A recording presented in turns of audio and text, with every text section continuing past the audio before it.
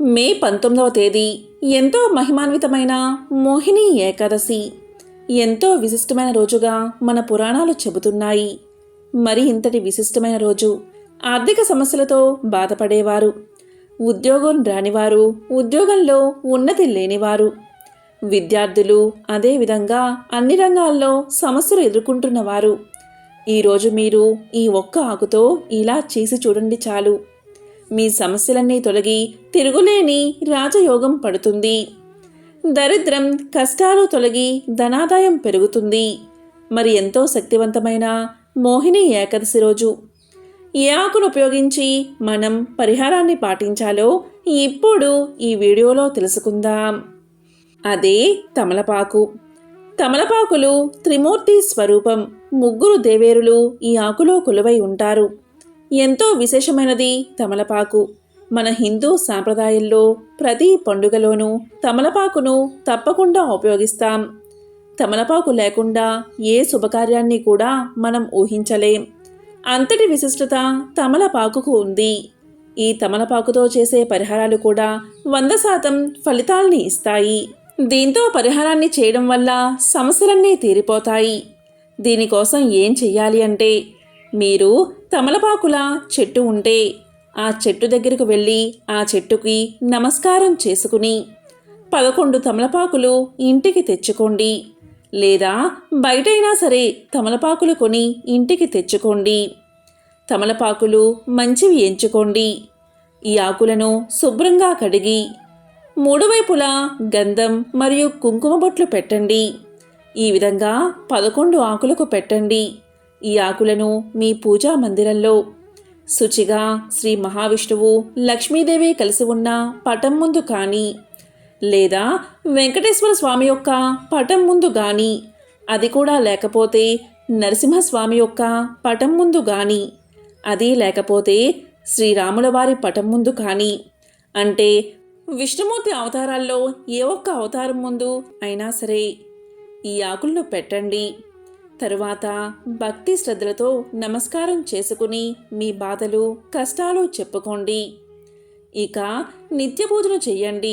దీపారాధన ఏ విధంగా చేస్తామో అదే విధంగా చెయ్యండి.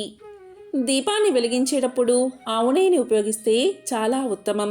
స్వామివారికి ధూప దీప నైవేద్యాలు సమర్పించిన తర్వాత ఆ ఆకులను అలాగే పూజా మందిరంలో స్వామి ఫోటో ముందు ఉంచండి.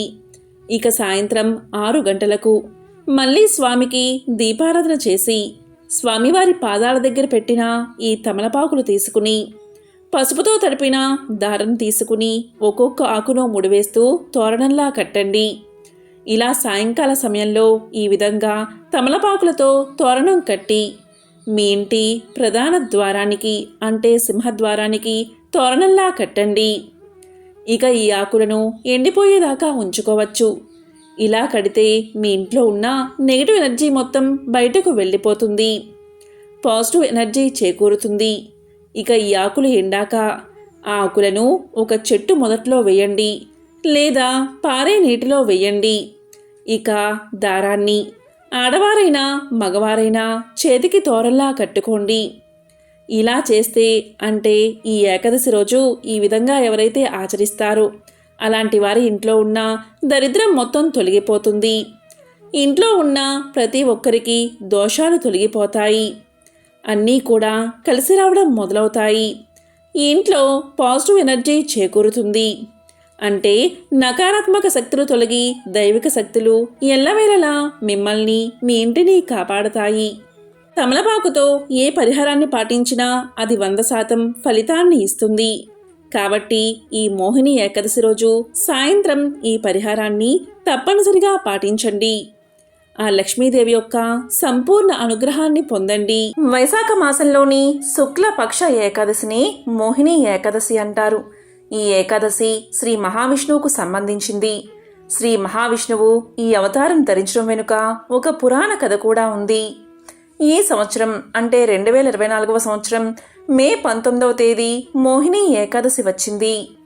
ఈరోజు ఉదయం బ్రాహ్మీ ముహూర్తం నుండి సూర్యోదయమైన 6 గడియల వరకు, అంటే ఉదయం 4 గంటల నుంచి సూర్యోదయమైన 6 గడియల వరకు, అంటే సూర్యోదయం నుంచి 2 గంటల 24 నిమిషాల వరకు నదిలో, సెలయేటిలో, చెరువులో లేదా బావిలో లేదా ఇంట్లో అయినా స్నానం చేయాలి. ఎందుకంటే ఈ సమయంలో సర్వలోకాల్లో ఉన్న తీర్థ దేవతలు భూమి మీద ఉన్న జలంలో ఉంటారు. కాబట్టి ఇటువంటి సమయంలో గుప్పెడు వేపాకులు అలాగే 4 రావి ఆకులు స్నానం చేసే నీటిలో వేసుకుని స్నానం చేస్తే అలాంటి వారు యముడి బారి నుంచి తప్పించుకోగలరు. ఇలా ఈరోజు స్నానం చేస్తే సర్వతీర్థ దేవతల శక్తి వల్ల ఆ మానవుడు చేసిన సర్వ పాపాలు హరించుకుపోతాయి. ఈ సమయంలో స్నానం చెయ్యని మానవులకు సకల తీర్థ దేవతల శాపం కలుగుతుంది. సూర్యోదయం తర్వాత 6 గడియల తర్వాత తీర్థదేవతలు తమ తమ స్థానాలకు వెళ్ళిపోతారు. ఇలా ఈ వైశాఖ మాసంలో మళ్ళీ మరుసటి రోజు ఇలా జలంలో తీర్థదేవతలు ప్రవేశించి సూర్యోదయం తర్వాత 6 గడియల వరకు ఉండి స్నానమాచరించిన మానవుల యొక్క సర్వ పాపాలను పోగొడతారు. కాబట్టి ఇంట్లో స్నానం చేసేవారు ఈ సమయంలో స్నానం చేసే నీటిలో గుప్పెడు వేపాకులు 4 రావి ఆకులు వేసుకుని స్నానం చేయండి. ఇలా చేస్తే ఒంట్లోని పాపాలు తొలగిపోతాయి, రోగాలు తగ్గుముఖం పడతాయి, దరిద్రం తొలగిపోతుంది, లక్ష్మీ కటాక్షం కలుగుతుంది. ఇక ఈ ఏకాదశికి సంబంధించిన పురాణ వివరణ కూర్మ పురాణంలో ఉంది. దాని గురించి ఇప్పుడు తెలుసుకుందాం. పాండురాజు పెద్ద కుమారుడైన ధర్మరాజు శ్రీకృష్ణుడితో ఇలా పలుకుతాడు. జనార్దన, కృష్ణ, వైశాఖ మాసంలో శుక్లపక్షంలో వచ్చే ఏకాదశి పేరు ఏమిటి? ఆ ఏకాదశి ఫలితం ఏమిటి? ఆ వ్రతాన్ని ఆచరించే విధానం ఏమిటి? ఆ ఏకాదశి యొక్క గొప్పతనం ఏమిటి? ఆ ఏకాదశికి సంబంధించిన కథ ఏమిటి? సవివరంగా వివరించు అని వేడుకున్నాడు. దానికి శ్రీకృష్ణుడు ఇలా పలుకుతాడు. ఓ ధర్మనందన, శ్రద్ధగా విను. పూర్వం శ్రీరామచంద్రుడు నీవు అడిగినట్లుగానే వశిష్ఠ మహర్షిని అడిగాడు. అప్పుడు వశిష్ఠుడు శ్రీరామచంద్రుడికి ఒక మంచి కథను ఇలా వివరించాడు. ఆ కథను నేను నీకు వివరంగా చెప్తాను, శ్రద్ధగా విను అంటూ ఇలా చెప్పడం ప్రారంభించాడు. శ్రీరామచంద్రుడు వశిష్ఠ మహామునితో ఇలా పలికాడు. మునిశ్రేష్ఠ, సమస్త పాపాలను నశింపచేసేది, సమస్త దుఃఖాలను పోగొట్టేది వ్రతాలు అన్నిటిలోకి ఉత్తమమైన వ్రతం గురించి మీ ద్వారా వినాలని అనుకుంటున్నాను. సీతా వియోగం వల్ల నేను అనేక దుఃఖాలను అనుభవించాను కదా, అందువల్ల నేను చాలా భయపడుతున్నాను. అందుకని మిమ్మల్ని ఈ విధంగా అడిగాను అని శ్రీరామచంద్రుడు వశిష్ఠ మహాముని ప్రార్థించాడు. అప్పుడు వశిష్ఠుడు ఇలా చెప్పాడు. శ్రీరామచంద్ర, నీవు చాలా మంచి ప్రశ్నే వేశావు. ధర్మస్వరూపుడివైన నీవు ఇటువంటి ప్రశ్న వేయడం తగినదే. అందువల్ల నీ నామం తలిచినంత మాత్రమునే మానవుడు పవిత్రుడు అవుతాడు. ప్రశ్న వేసిన వారిని బట్టి వారి యొక్క బుద్ధి చాతుర్యం తెలుస్తుంది. శ్రీరామచంద్ర, నీవు ప్రజల క్షేమం కోరి నన్ను ఈ ప్రశ్న అడిగావు. అందువల్ల లోకహితం కోసం నేను నీ ప్రశ్నకు సమాధానం చెప్తాను. పవిత్రము చేయు వాటన్నిటిలోకి పవిత్రమైనది వ్రతాలంటిలోకి ఉత్తమమైన వ్రతమును గురించి నీవు అడిగావు. శ్రద్ధగా విను అన్నాడు. శ్రీరామ, వైశాఖ మాసంలోని శుక్లపక్షంలో వచ్చే ఏకాదశిని మోహిని ఏకాదశి అని పిలుస్తారు. ఈ ఏకాదశి సమస్త పాపాలను హరిస్తుంది, అన్నిటికంటే శ్రేష్టమైనది. ఈ ఏకాదశి వ్రతాన్ని ఆచరించిన మానవుడు ముక్తిని పొందుతాడు.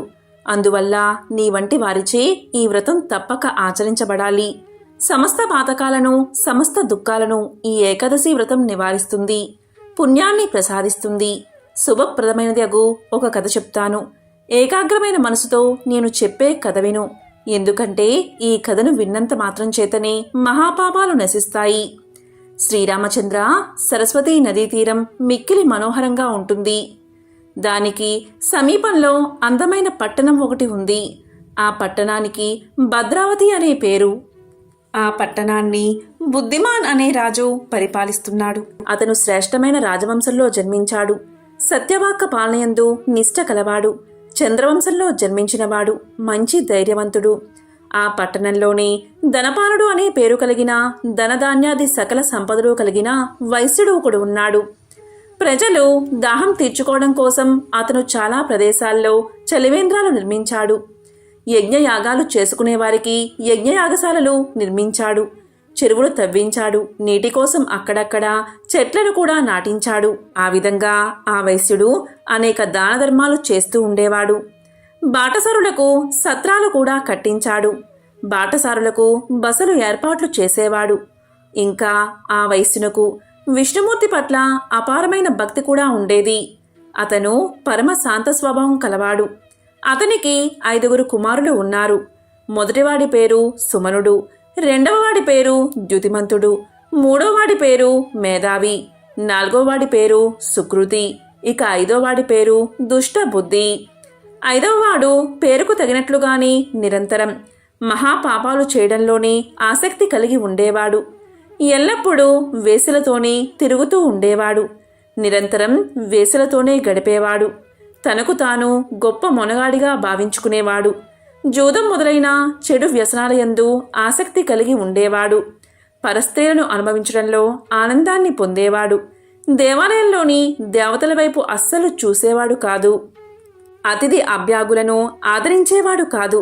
పెద్దవారిని, ముసలివారిని, చివరికి తల్లిదండ్రులను కూడా పూజించేవాడు కాదు. కనీసం గౌరవించేవాడు కూడా కాదు.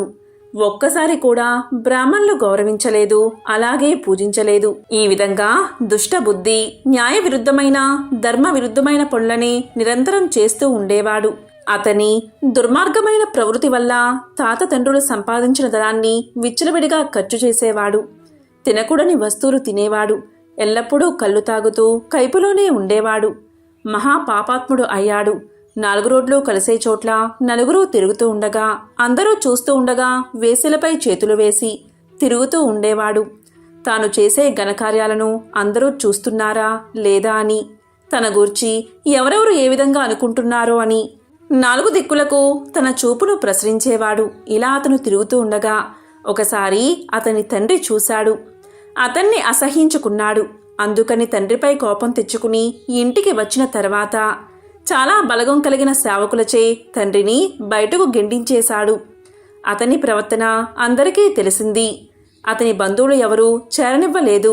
కొంతకాలానికి చేతిలో ఉన్న ఉంగరాలను, కంఠాభరణాలను తక్కువ ధరకే అమ్మేసి ఆ ధనంతో కొంతకాలం కాలక్షేపం చేశాడు.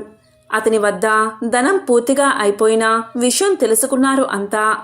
అతనితో ప్రవర్తించిన వేశ్యలు కూడా అతన్ని దగ్గరకు రానివ్వలేదు. ఒకవేళ వచ్చినా గుమ్మం వద్దే తిట్టిపోశారు, అవమానించారు.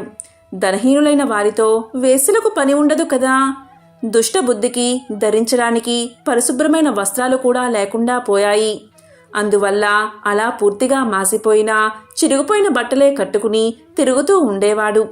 తినడానికి సరైన తిండి కూడా దొరికేది కాదు. దానితో ఆకలి బాధతో ఏడ్చేవాడు.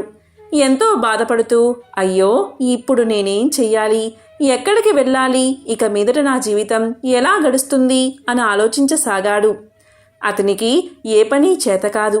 చివరకు దొంగతనం చేయడం ప్రారంభించాడు. దొంగతనం చేయడం మొదటిసారి అవడం వల్ల మొదటి రోజున రాజభటులకు దొరికిపోయాడు. భటులు అతన్ని పట్టుకున్నారు. కానీ అతని తండ్రి ధార్మికుడు, గౌరవనీయుడు అవడం వల్ల అతని ముఖం చూసి కొద్ది శిక్ష మాత్రమే వేసి మొదటి తప్పుగా గుర్తించి క్షమించి వదిలిపెట్టారు. దుష్టబుద్ధికి ఏ పని చేతకాకపోవడం వల్ల చేసేది లేక మళ్ళీ రెండవసారి కూడా దొంగతనం చేశాడు. వెంటనే దొరికిపోయాడు. భటులు ఈసారి పూర్వం కంటే కొంచెం కఠినంగా శిక్షించారు. తరువాత విడిచిపెడుతూ గట్టిగా మందలించి హెచ్చరించారు. ఇకపై దొంగతనం చేయనని మాట ఇచ్చాడు దుష్టబుద్ధి. అయినప్పటికీ కొన్ని రోజులు గడిచిన తర్వాత జీవితం సాగే మార్గం లభించినందువల్ల మరలా దొంగతనం చేస్తూ భటులకు దొరికిపోయాడు. ఎన్నిసార్లు మందలించినా, హెచ్చరించినా అతను తన బుద్ధిని మార్చుకోలేకపోయాడు. తాను చేసే దురాచారాలను విడిచిపెట్టలేకపోయాడు. చివరికి భటులు కూడా విసిగిపోయారు. అతనికి బేడీలు వేసి బంధించారు. కారాగారంలో బంధించి ఉంచారు. కొరడాలతో కొట్టారు. అనేక విధాలైన జైలు శిక్షలను అనుభవించేలా చేశారు. చిట్ట చివరకు రాజు వద్దకు తీసుకెళ్లారు. రాజు అతను చేసిన నేరాలంటిని విచారణ చేశాడు. అప్పుడు రాజు దుష్టబుద్ధితో ఇలా పలికాడు: బుద్ధిహీనుడా, నీ వంటి వాడిని రాజ్యంలో ఉండనివ్వకూడదు. కనుక నీవు రాజ్యాన్ని వదిలిపెట్టి వెంటనే వెళ్ళిపోమని ఆదేశించాడు. బంధాలను ఊడదీయించాడు. జైలు నుంచి తరిమి కొట్టించాడు. అప్పుడు దుష్టబుద్ధి మిక్కిలి భయపడుతూ, బాధపడుతూ రాజ్యాన్ని వదిలిపెట్టాడు. భయంకరమైన అరణ్యానికి చేరుకున్నాడు. ఆకలి దప్పికలకు మిక్కిలి బాధపడుతూ నీటి కోసం ఆహారం కోసం అరణ్యంలో అటూ ఇటూ పరిగెత్తాడు.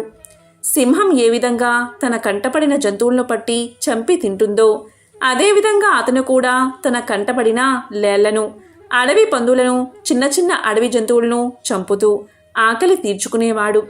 క్రమంగా మాంసాహారం తినడానికి అలవాటు పడిపోయాడు. కొంతకాలం గడిచేసరికి అతనికి అరణ్యంలో నివసించడం కూడా అలవాటు అయిపోయింది. ధనుర్బాణాలను తయారు చేసుకున్నాడు. అమ్ముల పొదని వీపుకు కట్టుకున్నాడు. అరణ్యమంతా తిరుగుతున్నాడు. చిన్న చిన్న పక్షులను, జంతువులను, చకోర పక్షులను, నెమళ్లను, గ్రద్దలను, తిత్తిర పక్షులను కూడా ఏమాత్రం దయలేకుండా చంపుతున్నాడు. తనకు ఆహారం అవసరం లేకపోయినా కూడా పశుపక్షాదులను చంపడం మాత్రం మానలేదు. అతను చేయడానికి మరొక పని ఏదీ లేదు కాబట్టి ఏమాత్రం ఎడతెరిపి లేకుండా జీవహింస చేస్తూనే ఉన్నాడు. అతని గుండె బండరాయిలా మారిపోయింది. దయ అని విషయం కూడా మర్చిపోయాడు. పూర్వజన్మలో చేసిన పాపాల కారణంగా అతను మరింతగా పాపమనే బురదలో కూరుకుపోయాడు. అతని హృదయం, మనస్సు దుఃఖంతోనూ సుఖంతోనూ నిండిపోయింది. పగలు రాత్రి నిరంతరం తన యొక్క ముందుగతి ఏమిటా అని దీర్ఘంగా ఆలోచిస్తూ ఉండేవాడు. అతనికి దిక్కు తోచలేదు. ఒకానొక నాడు అతను చాలా దూరంగా ఉన్న అరణ్యంలో తిరుగుతున్నాడు. ఏ జన్మలో చేసిన పుణ్య విశేషమో కొద్దిగా మిగిలి ఉండడం వల్ల కౌండిన్య మహర్షి ఆశ్రమం అతని కంట పడింది. అది వైశాఖ మాసం. కౌండిన్య మహర్షి గంగానదిలో స్నానం చేసి తిరిగి వస్తున్నాడు. దుఃఖంతో కుంగిపోతున్న దుష్టబుద్ధి మహర్షిని సమీపించాడు. మంచి వేసవికాలం, అందువల్ల వేడి ఎక్కువగా ఉంది. కౌండిన్య మహర్షి స్నానం చేసి నీరు కారుతున్న వస్త్రాలతోని ఆశ్రమానికి వెళ్తున్నాడు.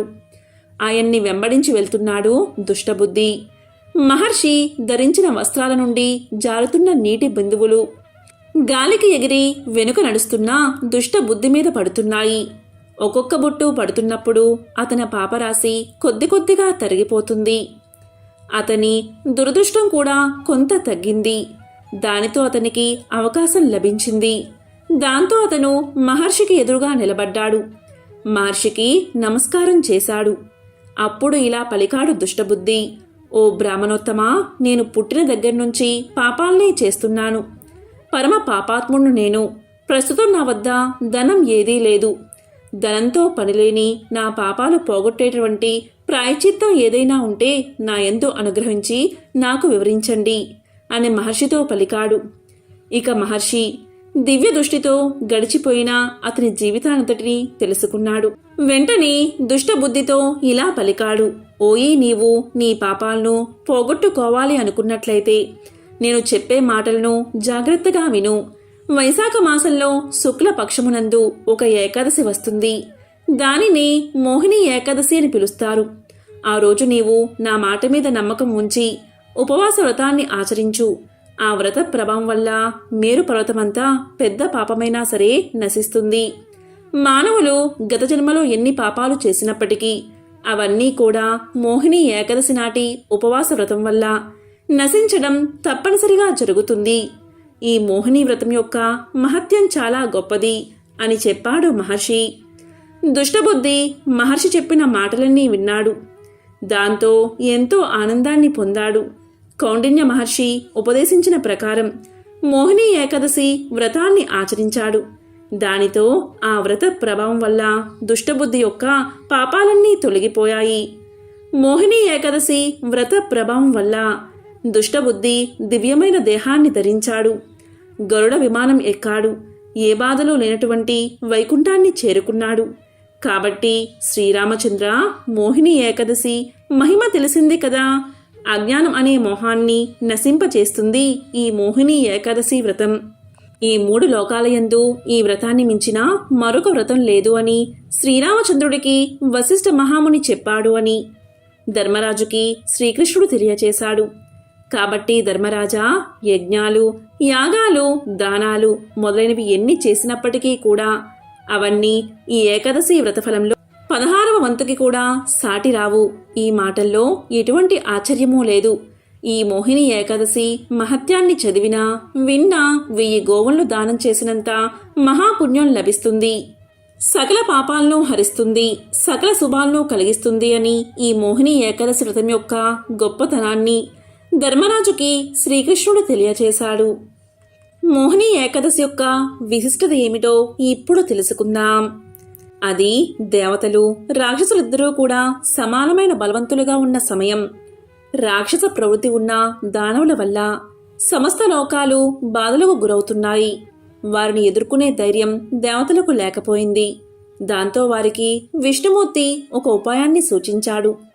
క్షీరసాగర మదనం కనుక చేస్తే దాని నుంచి అమృతం ఉద్భవిస్తుందని అది సేవించిన దేవతలు మరణం అనేది లేకుండా దానవుల మీద పైచేయి సాధిస్తారని చెప్పాడు. క్షీరసాగరాన్ని చిలికేందుకు మందర అనే పర్వతాన్ని కవ్వంగా మలచి, వాసుకి అనే సర్పాన్ని తాడుగా ఉపయోగించి మదనాన్ని ప్రారంభించారు దేవతలు, అలాగే దానవులు. వాటిలో కౌస్తుభం, కామధేనువు, కల్పవృక్షం, పారిజాతం, హాలాహలం లాంటివన్నీ ఉద్భవించిన తర్వాత చివరికి అమృతం వెలువడింది. ఈ మదనంలో దేవతలు, రాక్షసులు సమానంగా పాలు పంచుకున్నారు. కాబట్టి ఇద్దరూ అమృతం పంచుకోవాల్సిన పరిస్థితి వచ్చింది. అదే కనుక జరిగితే సముద్ర మదనం వెనుక ఉన్న ప్రయోజనం నెరవేరదు కదా. అందుకని సాక్షాత్తు విష్ణుమూర్తే రంగంలోకి దిగాడు. ఎంతటి వాడికైనా కళ్ళు చెదిరిపోయే అందంతో మోహిని అవతారాన్ని ధరించాడు. మోహిని రూపంలోని విష్ణుమూర్తి తన హొయలతో రాక్షసులను ఏమార్చి దేవతలకు మాత్రమే అమృతాన్ని అందించి మాయమైపోయాడు. ఈ మోహిని రూపాన్ని చూసి సాక్షాత్తు పరమశివుడి మనసే చలించిపోయిందని, ఆ విధంగా ఆ హరిహరులకు జన్మించిన వాడే అయ్యప్ప స్వామి అని చెబుతారు. విష్ణుమూర్తి రూపాలలో ఒకటి అయిన ఈ మోహినీదేవికి తూర్పుగోదావరి జిల్లాలో ర్యాలీ అనే ఊరిలో ప్రత్యేకమైన ఆలయం కూడా ఉండడం విశేషం. ఇంతకీ ఈ మోహిని అవతరించింది మోహిని ఏకాదశి రోజునే. మోహిని ఏకాదశి రోజు చాలామంది ముందు రోజు రాత్రి అంటే దశమి రాత్రి నుంచే ఉపవాసం మొదలుపెట్టి మర్నాడు అంటే ద్వాదశి ఉదయం వరకు ఉపవాస దీక్షను కొనసాగిస్తారు. ఇలా కుదరని పక్షంలో ఏకాదశి రోజైనా ఎలాంటి ఆహారం తీసుకోకుండా ఉపవాసం ఉండే ప్రయత్నం చేస్తారు. ఇవాల్టి ఆరోగ్య పరిస్థితులు బట్టి అంతటి కఠినమైన ఉపవాసం ఆచరించడం చాలా కష్టం. కాబట్టి బియ్యంతో చేసిన పదార్థాలు తీసుకోకుండా పళ్ళు, పాలు వంటి అల్పాహారాలతో ఉపవాసం చేయవచ్చు. ఉపవాసం చేసే సమయంలో ఎట్టి పరిస్థితుల్లోనూ నిద్రపోకూడదు. ఈ ఏకాదశి రోజు అభ్యంగన స్నానం చేయాలని, విష్ణుమూర్తిని ధూపదీప నైవేద్యాలతో పూజించాలని, ఉపవాసంతో రోజును గడపాలని, దాన ధర్మాలు చేయాలని పెద్దలు చెబుతారు. ఇవన్నీ కుదరకపోయినా కనీసం ఆ విష్ణుమూర్తిని పూజించే ప్రయత్నం చేయాలి. తన మోహిని అవతారంతో ఎలా అయితే ఈ లోకానికి క్షేమంగా మారాడో అలా మన కష్టాలన్నీ తీర్చమంటూ వేడుకోవాలి.